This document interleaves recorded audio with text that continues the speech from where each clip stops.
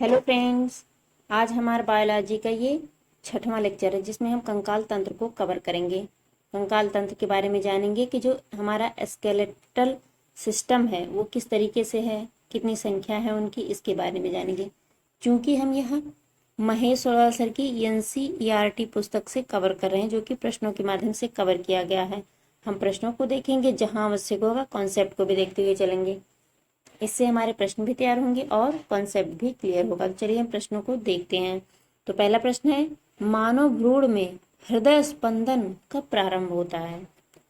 जैसे जब कोई भ्रूण गर्भ में आता है तो उसका स्पंदन या उसमें हृदय गति कब प्रारंभ होती है? तो वह विकास के चौथे या पांचवें सप्ताह में हृदय स्पंदित होने लगता है। जैसे जब कोई महिला गर्भ धारण करती है तो उसके जो भ्रूण होता है उसमें चौथे एवं पांचवें सप्ताह के बीच में हृदय उस भ्रूण का धड़कने लगता है, जिससे कई महिलाओं में इस लक्षण को प्रतीत होता है कि उन्हें वोमिटिंग सा आता है। आगे है, उन्हें उल्टियां होनी शुरू हो जाती हैं। वो हृदय के स्पंदित होने के कारण ऐसा होता है। आगे है, मनुष्य की खोपड़ी में कितनी अस्थियां होती हैं? मनुष्य की खोपड़ी में कितनी अस्थियां होती हैं? तो वह 29 अस्थियां मनुष्य की खोपड़ी में पाई जाती हैं। पूरे खोपड़ी की बात हो रही है, उसमें 29 या 29 अस्थियां पाई जाती हैं। आगे है, प्रतिवर्ती क्रियाओं का नियंत्रण केंद्र कहाँ स्थित होता है? जो रिफ्लेक्स एक्शन होता है,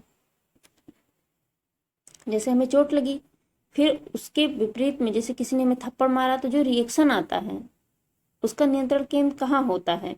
वो होता है स्पाइनल कॉर्ड में, जिसे हम कशेरुक रज्जु भी कहते हैं। जैसे हमारी ये रीढ़ की हड्डी है तो इसी के सहारे एक हमारे जो दिमाग है, सिर है, उसी दिमाग से एक रस्सीनुमा संरचना जुड़ी होती है जिसे हम कशेरुक रज्जु या मेरु रज्जु या स्पाइनल कॉर्ड कहते हैं। यह हमारे प्रतिवर्ती क्रियाओं का नियंत्रण केंद्र होता है। आगे है, वयस्क मानव में कितनी अस्थियां होती हैं? वयस्क मानव में 206 अस्थियां होती हैं, जबकि जो छोटे बच्चे होते हैं उनमें 300 से अधिक अस्थियां होती हैं।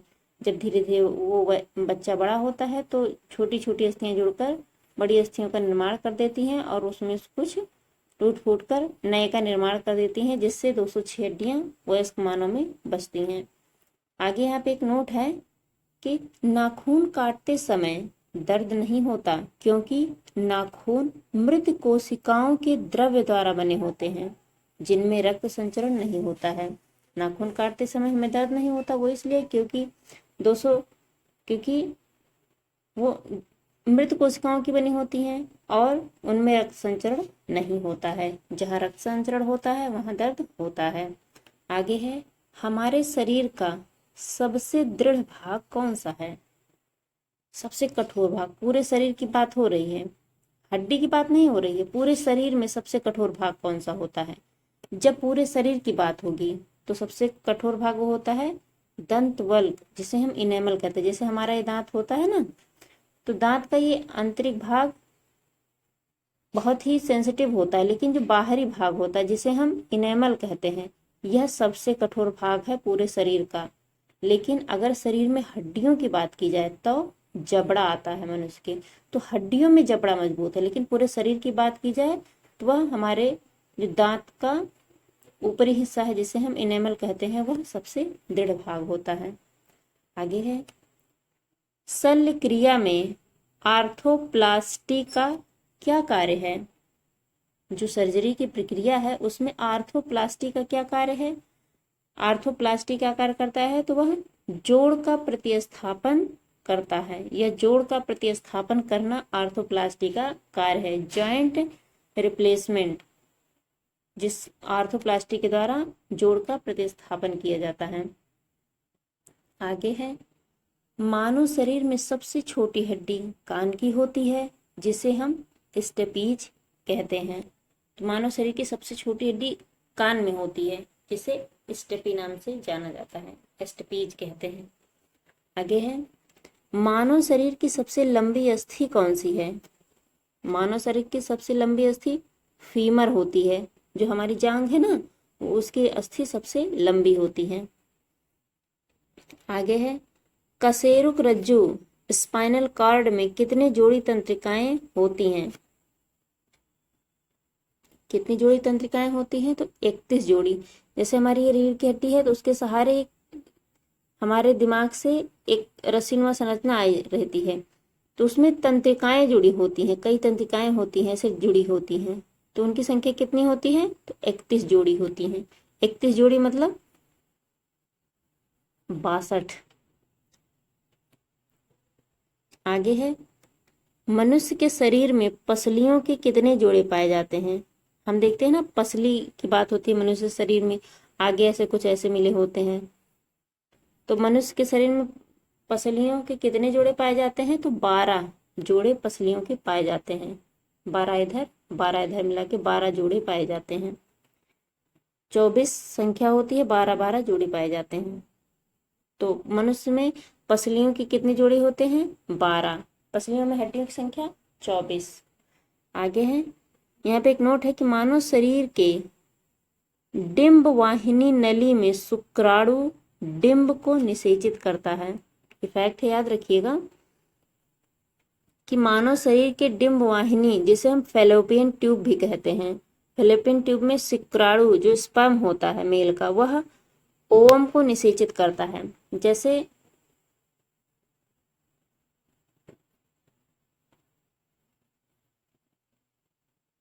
ये हमें ट्यूब नुमा संरचना दिख रही है, इसे हम फैलोपियन ट्यूब कहते हैं। इसी में शुक्राणु जाता है और वहां से डिंब के रूप में निषेचित किया जाता है उस अंडे का, तो उसे हम ओवम कहते हैं। आगे है, वयस्क मानव के शरीर में जल का प्रतिशत कितना होता है? एक वयस्क मानव के शरीर में जल का प्रतिशत लगभग 65% होता है वयस्क मानव में। आगे है, ये वैरी करता है मानो टू मानो, लेकिन हाँ इसी के आसपास होता है 62 63 65। आगे है, अस्थि एवं दांत निर्माण हेतु क्या आवश्यक है? हड्डियों और दांत के निर्माण में क्या आवश्यक है? तो वह कैल्शियम और फास्फोरस अस्थि एवं दांत के लिए आवश्यक है। आगे है, मानव शरीर की सबसे मजबूत पेशियां कौन सी हैं? मानव शरीर में सबसे मजबूत पेशियों की बात की गई, जो पेशी पाई जाती है तो वो है जबड़ों की पेशियां सबसे मजबूत होती है। जैसे मांसपेशियां कहते हैं ना, तो जो पेशियों जबड़ों की मांसपेशियां बहुत मजबूत होती हैं। आगे है, परिवर्धनशील भ्रूण की शुष्कन से कौन रक्षा करता है? जब परिवर्धनशील भ्रूण होता है उसको सूखने से कौन रक्षा करता है? तो वो है उल्ब, जिसे हम अम्लोन कहते हैं, अमन लोन कहते हैं, जो परिवर्धनशील भ्रूण को सूखने से बचाता है। जैसे टेस्ट ट्यूब बेबी वगैरह की बात होती है तो उसमें यह उल्ब सूखने से उसे बचाता है। आगे है, मानव के जीवन काल में कितने दांत 2 बार विकसित होते हैं? वैसे तो कुल 32 दांत होते हैं, लेकिन 20 दांत ऐसे होते हैं जो बचपन में आते हैं और टूट जाते हैं और पुनः वो आते हैं। तो 20 दांत होते हैं जो 2 बार विकसित होते हैं। आगे है, मानव शरीर की सबसे बड़ी गुहा कौन सी है? गुहा, कैविटी, इसको इंग्लिश में कैविटी बोलते हैं। कैविटी, कैविटी मतलब खाली जगह। तो मानव शरीर में सबसे बड़ी खाली जगह या गुहा कौन सी है? तो वो है कोलम या स्प्लैंक्निक गुहा। कोलम या स्प्लैंक्निक गुहा मानव शरीर में सबसे बड़ी गुहा है। गुहा मतलब जो खाली स्थान, जैसे मुंह माउथ कैविटी होती है, तो मुख का जो खाली स्पेस होता है उसे हम माउथ कैविटी कहते हैं, और कैविटी को हिंदी में गुहा कहा जाता है। तो कैविटी का अर्थ होता है खाली जगह। आगे है, त्वचा पर चोट लगने के बाद इसका पुनरुद्भवन किसके द्वारा किया जाता है? जब हमारी त्वचा पर चोट लगता है इसके बाद उसके पुनरुद्भवन के लिए कौन कार्य करता है? तो वो है घनाकार उपकला उसके पुनरुद्भवन का कार्य करता है। तो आप इसको याद रखिएगा, अगर त्वचा पे चोट लग जाती है तो उसको रीजनरेशन का कार्य घनाकार उपकला करता है। आगे है, क्योंकि ये बायोलॉजी के टर्म है तो थोड़े घुमावदार होते हैं, तो आप इसको एक दो बार बोल देंगे तो याद हो जाएगा। आगे है कंडरा किसको जोड़ती है, जिसे हम टेंडन भी इंग्लिश में कहते हैं। वो कंडरा किसको जोड़ती है, तो वो पेशी को अस्थियों से जोड़ती है। जैसे जो मांसपेशियां होती हैं उसको अस्थियों से जोड़ने का कार्य कंडरा करती है, जिसे हम टेंडन कहते हैं। आगे है स्नायु या लिगामेंट किसको जोड़ता है, अस्थियों को अस्थियों से। जिस तरीके से मांस को हड्डी से कंडरा या टेंडन जोड़ता है, लेकिन हड्डियों को हड्डियों से कौन जोड़ता है, तो वो है स्नायु या लिगामेंट। हड्डियों को हड्डी से जोड़ने वाला लिगामेंट होता है, जबकि हड्डियों को मांसपेशियों से जोड़ने वाला टेंडन होता है या कंडरा। आगे है स्नायु कंडराएं कैसे ऊतक हैं।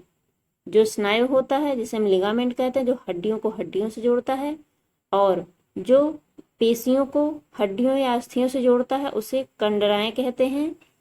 ये कैसे ऊतक होते हैं स्नायु और कंडराएं, वे संयोजी ऊतक होते हैं। संयोजी ऊतक का मतलब जोड़ने का कार्य।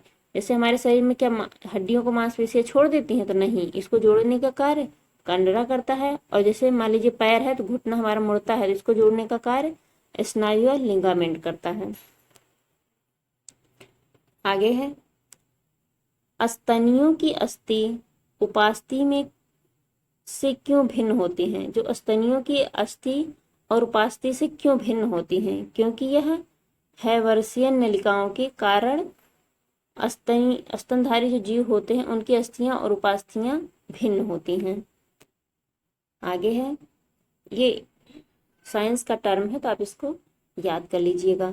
आगे है अस्थि का मैट्रिक्स किस प्रोटीन का बना होता है, ओसिन प्रोटीन का बना होता है अस्थि का मैट्रिक्स, तो आप इसको याद रखिएगा। अस्थि का मैट्रिक्स ओसिन प्रोटीन का बना होता है। अस्थियों को कठोर बनाने वाले लवण मुख्यतः क्या होते हैं। जो अस्थियों को कठोर बनाता है ऐसे लवण मुख्यतः क्या होते हैं, वो कैल्शियम और मैग्नीशियम के फास्फेट होते हैं। अस्थियों को कठोर बनाने वाले लवण मुख्यतः कैल्शियम और मैग्नीशियम के फास्फेट होते हैं, जो अस्थियों को कठोर बनाते हैं। नहीं तो हमारी अस्थियां, जैसे कान की अस्थियां मुड़ी होती हैं, तो कहीं ना कहीं उसमें फास्फेट वगैरह नहीं पाया जाता है।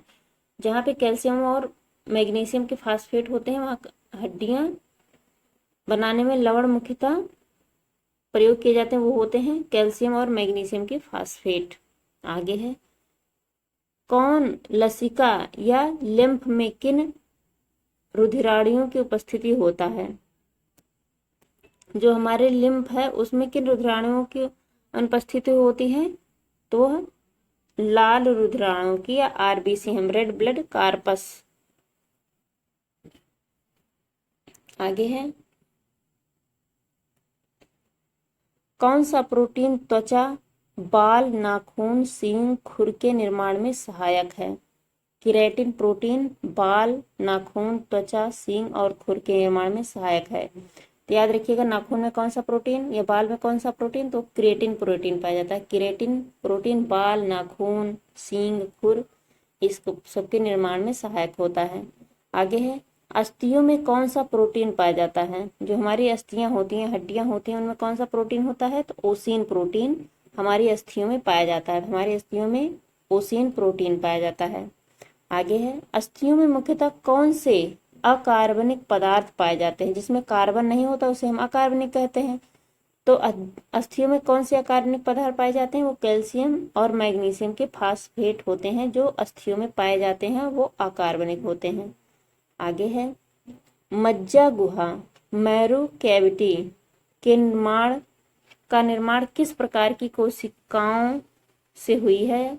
या जो मज्जा गुहा है या मैरू कैविटी का निर्माण किस प्रकार की कोशिकाओं से हुआ है, तो वो है ऑस्टियोक्लास्ट कोशिकाओं से मिलकर मैरू कैविटी बना है। मैरू कैविटी जो हमारी हड्डियां होती हैं, हड्डियों के बीच में भी कुछ खाली स्थान होता है ना, वो कौन सी कोशिकाओं से मिलकर बना होता है, ऑस्टियोक्लास्ट। हम देखते हैं कभी हड्डी में पड़ी मिलती है तो बीच में खोखली होती है, तो कैविटी हो गया जिसे हम गुहा कहते हैं। तो मज्जा वही कहलाता मैरू कैविटी। आगे है अस्थियों का निर्माण किन ऊतकों से होता है? हमारी अस्थियों का निर्माण संयोजी ऊतकों से होता है। जैसे संयोजी ऊतक का मतलब जो दो को या दो से अधिक को जोड़े उसे हम संयोजी कहते हैं। ऊतक कई कोशिकाओं से मिलकर ऊतकों का निर्माण होता है और कई ऊतकों से मिलकर अंगों का निर्माण होता है। तो इसमें यही बात की गई है कि अस्थियों के निर्माण में संयोजी ऊतकों का योगदान होता है। संयोजी ऊतक मिलते जाते हैं और हमारी अस्थियों का निर्माण होता जाता है। आगे है, शिशुओं में कुल कितनी अस्थियां पाई जाती हैं? शिशु में जो छोटे बच्चे होते हैं उनमें कितनी अस्थियां पाई जाती हैं? 300। अभी हमने देखा कि वयस्क मनुष्य में 206 अस्थियां पाई जाती हैं, जबकि शिशुओं में 300 अस्थियां पाई जाती हैं।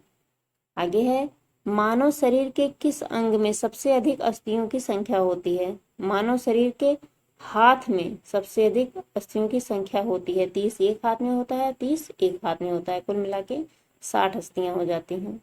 कहीं ना कहीं सबकी अपेक्षा अधिक होती हैं। आगे है, किस प्रकार की संधियों द्वारा हमारी खोपड़ी की अस्थियां परस्पर जुड़ी होती हैं? हमारी जो खोपड़ी की अस्थियां हैं वो अचल संधियों के द्वारा जुड़ी होती हैं परस्पर। आप इसको याद रखिएगा, अचल संधि हमारी खोपड़ी में पाई जाती है। संधि का मतलब जोड़ होता है। आगे है, मनुष्य के कंकाल में कब्जा संधि, जिसे हम हिंज जॉइंट कहते हैं, कब्जा संधि, कब्जा का अर्थ हुआ है कि बात की गई है कि मनुष्य के कंकाल में कब्जा संधि का एक उत्कृष्ट उदाहरण किन अस्थियों को सीधे मिलता है, यह संधि में मिलता है। मनुष्य के कंकाल में कब्जा संधि एक उत्कृष्ट उदाहरण किन अस्थियों की संधि में मिलता है? वो है अल्ना और ह्यूमरस। हमारे जो हाथ की हड्डियां होती हैं, ये पैर में जो जोड़ने वाली होती हैं, अल्ना हाथ में पाई जाती है, ह्यूमरस पैर में पाई जाती है। कहीं ना कहीं कब्जा ऐसे थोड़ा टेढ़ा होती हैं। तो कब्जा संधि हमारे अल्ना में और ह्यूमरस में पाई जाती है। अल्ना हाथ में होता है, ह्यूमरस पैर में। आगे है, यहाँ पे एक नोट है कि मनुष्य की श्रोणि मेखला में 3 अस्थियां इस्चियम, इलियम और प्यूबिस उपस्थित होता है। तो जो मनुष्य की श्रोणि मेखला है वो उसमें 3 अस्थियां होती हैं, एक इस्चियम, इलियम और प्यूबिस उपस्थित होता है। तो फ्रेंड्स, हमारा बायोलॉजी का ये कंकाल तंत्र से संबंधित चैप्टर था, जो कि वैसे छोटा सा चैप्टर था लेकिन इससे प्रश्न आते हैं। तो आपको इस लेक्चर को रिवाइज कर लीजिएगा। इस लेक्चर को हम यही समाप्त करते हैं। Thank you very much.